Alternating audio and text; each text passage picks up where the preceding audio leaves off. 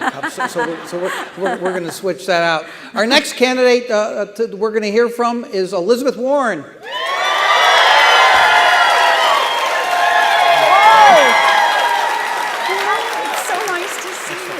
It's good to see you. Hello.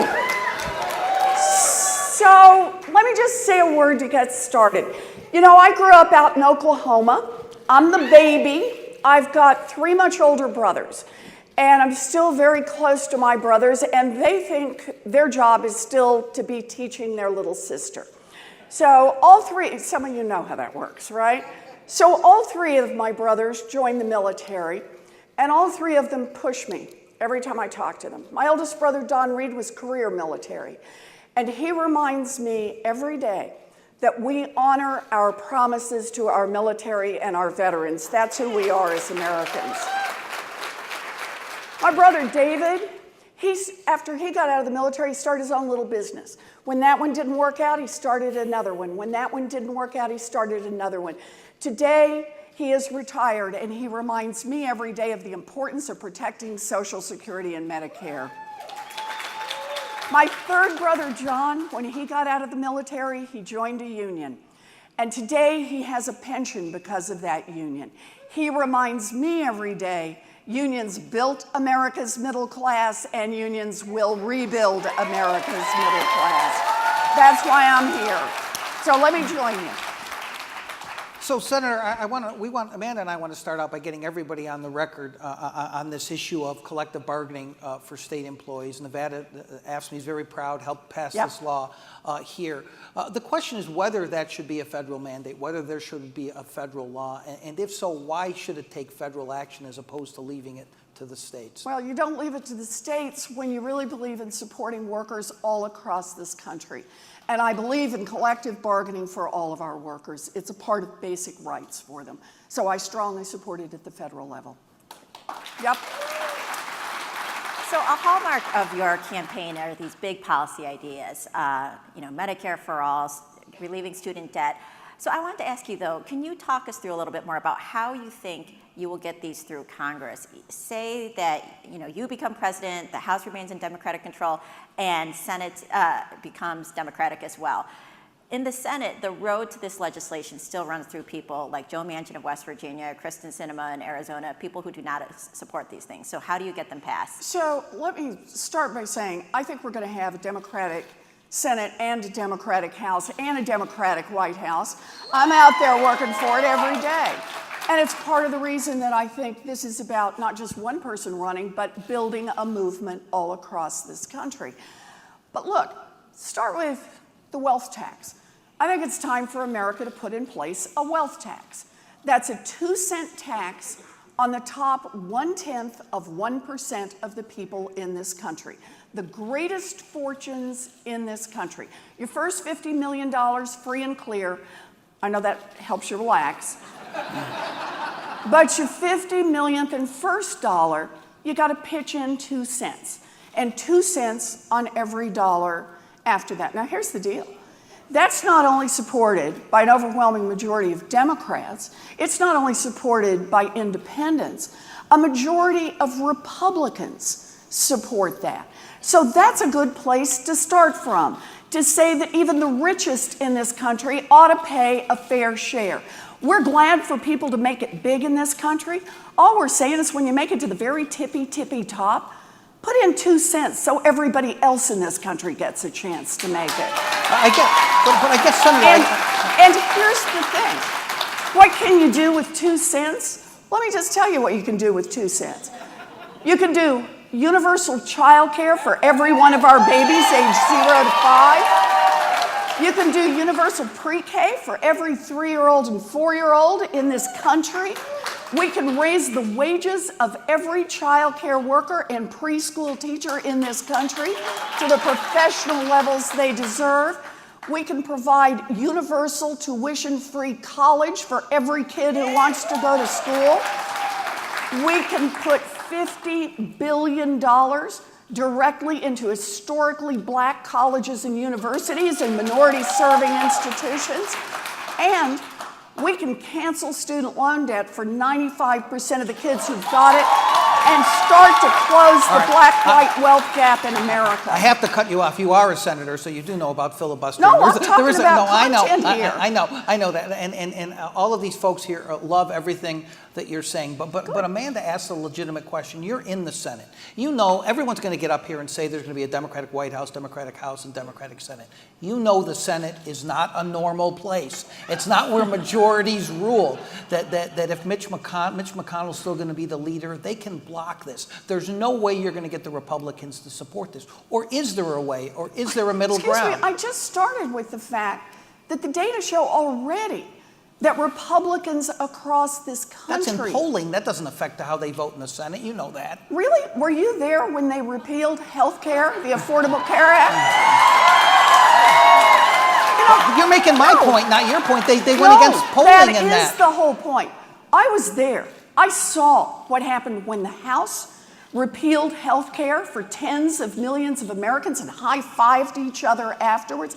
What kind of human beings high-five each other after taking away health care for millions of Americans? But I'll tell you this, when it came to the Senate, I was on the floor when we picked up enough Republican votes to protect health care for people across this country. Mitch McConnell worked against us every inch of the way. And how did we get it done? We did it because people across this country got organized, got mobilized, made their voices heard. I believe that we can make democracy work. So you mentioned your student loan plan. You said that your student loan plan has a cap, though. I believe the most that someone could have forgiven is $50,000. So why, Senator Sanders put out a similar plan, except that he would forgive all student loan debt. So why didn't you go that far? So look, I think all of this is about opportunity. I'm a kid who had a dream. My three brothers went to the military. Me, I wanted to be a public school teacher. By the time I graduated from high school, we didn't have the money for a college application, much less to send me off to 4 years of college. My big opportunity was a commuter college. That's what it was back then. The University of Houston, it cost $50 a semester. And a price I could pay for on a part-time waitressing job. I got to finish my 4-year diploma, become a special needs teacher. I've lived my dream job. I loved that work. But here's the deal. That opportunity is not out there for our kids today. So what I'm proposing is student loan debt cancellation, 95% of the kids who've got it, and doing it in a way. America's had an issue for a long time about moving in and widening the black-white wealth gap, the gap between whites and everybody else. I have picked deliberately the numbers that are going to help shrink that wealth gap and maximize opportunity for all of our kids. So forgiving all student debt, you think would actually not lower that gap? So the weight of the economic evidence is that when you make this work on all of the numbers, you actually expand the gap. And that's not what I want to do. I think this is about opportunity. I think the fundamental question in 2020 is who government works for. And we need to have a government that makes the wealthy and the well-connected pay their fair share and then make it work for all of our kids. That's what it's about for me. Can I just jump back to healthcare? Sure. I know you don't like talking about healthcare. No, I like I'm talking kidding. about I'm kidding. So Yeah. I think every person in this room, maybe every person watching in the live stream, Senator, is worried about healthcare in some way or another. And there is this debate, and it's quite a lively debate going on in this presidential primary about Medicare for all versus keeping private insurance companies involved and how you do that. One of the criticisms of Medicare for All, and you've heard this, and I even heard from a public employee, a friend of mine who's worried about this. He's got a great plan now. If you transition to something else, am I going to lose my plan? How do you answer that? So actually, let me just start. When we talk about the great debate right now on health care, it's not Democrats versus Democrats. It's Democrats versus Republicans. Republicans want to take away health care from tens of millions of people across this country, and they're actively still trying to do it. They can't get the votes for it in Congress, but they sure as heck are still pursuing it in the courts, and they're still doing it through the But these folks have to choose between the Democrats, so they want to know the difference. And that's fine, and I'm glad to talk about it, but I just want to remind everyone, before we get into that, that's where the big What does the divide transition in look like, America Senator, is. from private plans that people have and like to Medicare for all? So the first part of the transition, as I see it, is the unions are at the table. Nobody does anything without working people well represented. You know, there are a lot of folks, you bet, who are in a lot of different positions in terms of health care plans. And what matters most is we get everybody at the table to figure out how everybody gets fully compensated for what they've negotiated for. This is a matter of both respect and a matter of economics. But beyond that, we all have to be realistic about this system. We cannot have private health insurance companies, for-profit companies, that are sucking literally billions of dollars out of the system year after year after year. Think about it this way. What's the basic business model for a private insurance company? It's take in as much money as you can in premiums and then say no as often as you can on health care coverage. That's not working for America. The private insurers sucked out $23 billion in profits last year. That doesn't even count the millions they paid to their executives and so on. All those forms that every hospital, every doctor, every nurse has to fill out. You know what those forms are for? They're to give the insurance companies more opportunities to say no. That has to come to an end. We need a healthcare system designed to deliver healthcare to the people who need it. All right, Senator, I know you want to hear from the members. I do. And they have some questions as well, so let's have the first one. Good morning. Good morning. My name is Tim Provost, and I work helping place kids with adoptive families. Offices like mine are often understaffed, and it's tough to find good people to do jobs like mine when public service work has faced so many attacks. Yep. What will you do to make sure people who choose public service careers get the respect we deserve for the important work we do? Oh, thank you, Tim. And let me start by saying thank you for the work you do every day. It matters in the lives of families all across this country. Thank you. So here's how I see it. For decades now, we've had an America that's worked better and better for giant corporations, better and better for billionaires, and frankly, worse and worse for everyone else. What's been the heart of how to make that happen? It's had two parts. One is undercut the power of the unions, undercut the power of the workers. So there's nobody there to push back when the corporation says, we're moving those jobs to Mexico.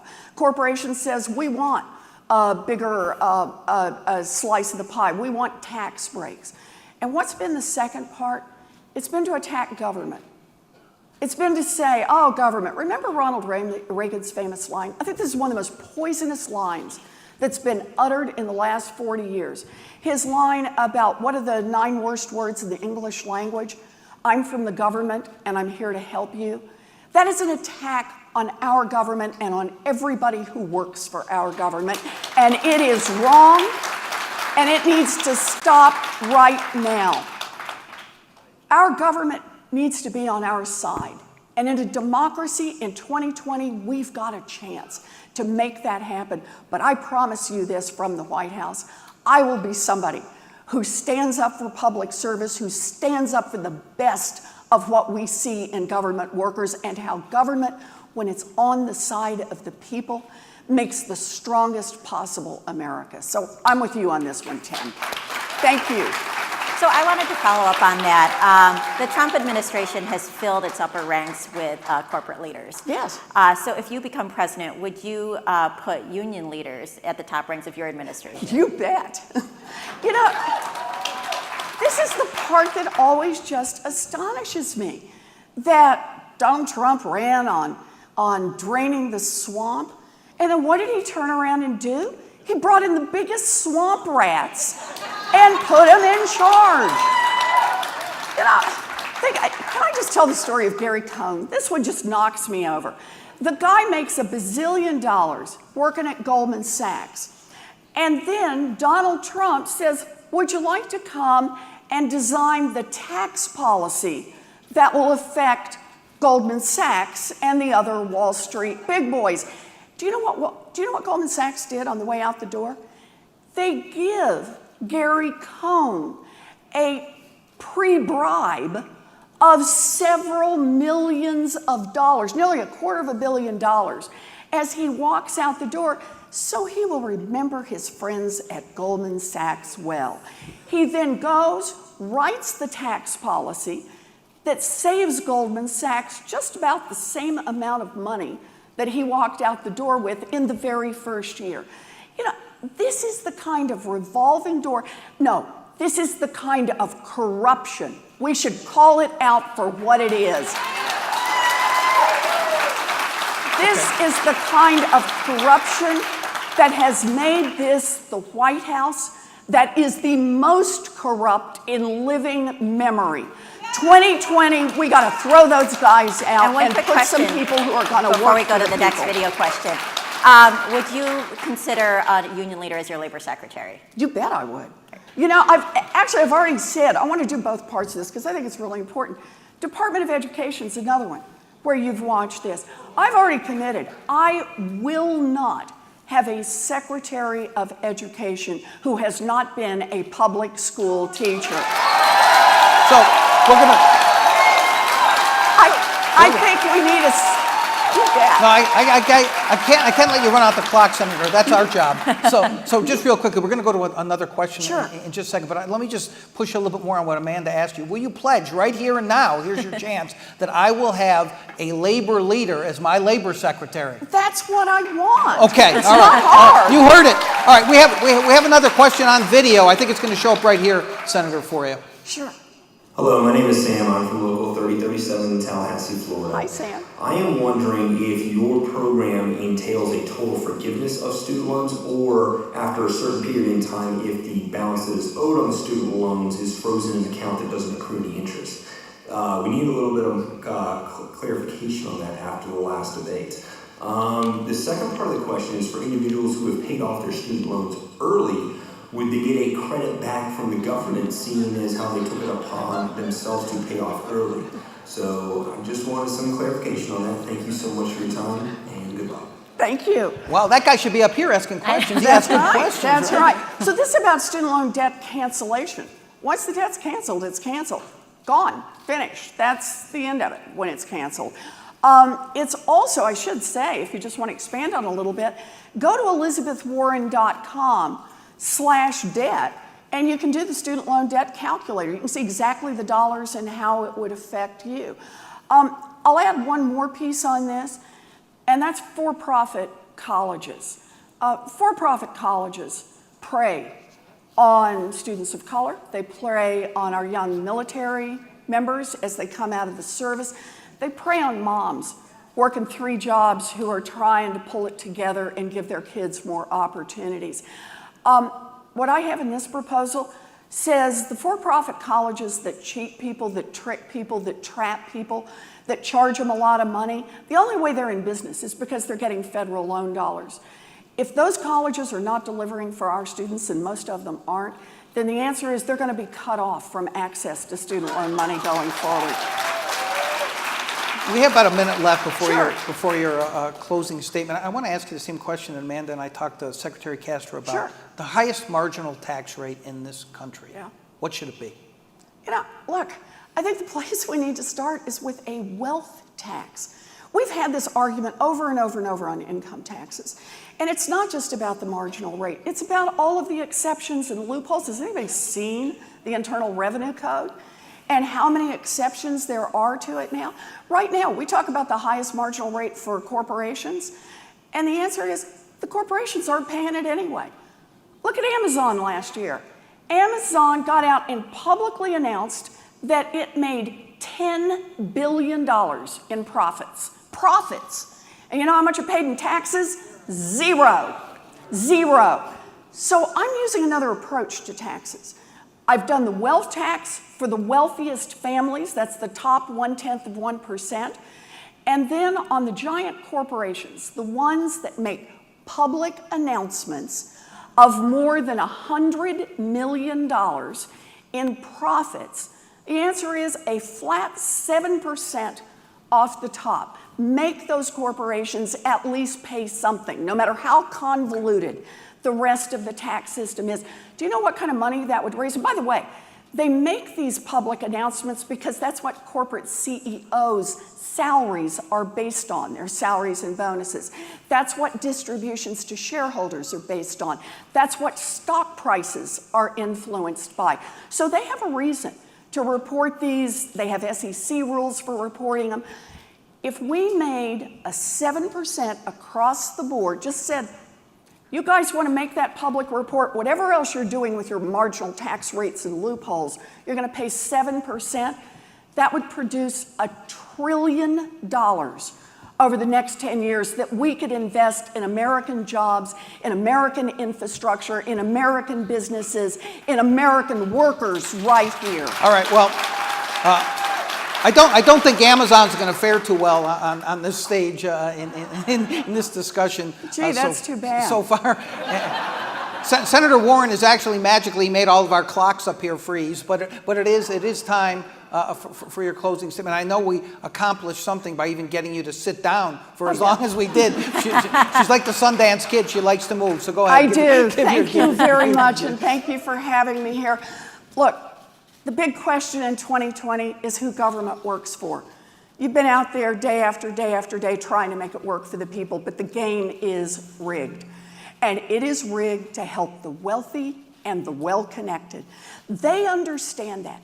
They use the influence of money in order to make every rule, every piece, every decision just tilt a little more in their direction. But here's the deal. There's a whole lot more of us than there is of them. We get out there in 2020 and we build the kind of grassroots movement that pulls in everybody to vote. We have plans that are real plans that would touch people's lives. Things like universal child care, so every mama can finish her education so that she can get a good job. Things like canceling student loan debt so kids who try to get an education are not penalized for doing so. The things that touch people's lives. We can build an America of our best values. For me, this is all about opportunity. My daddy ended up as a janitor, but his baby daughter got the opportunity to be a public school teacher, the opportunity to be a college professor, the opportunity to be a United States Senator, and the opportunity to be a candidate for President of the United States. I want to dream big, fight hard, and win. Thank you. Thank you. Thank you. Thanks so much. Thank you for having me. Thank you. Gotta do this. Thank you.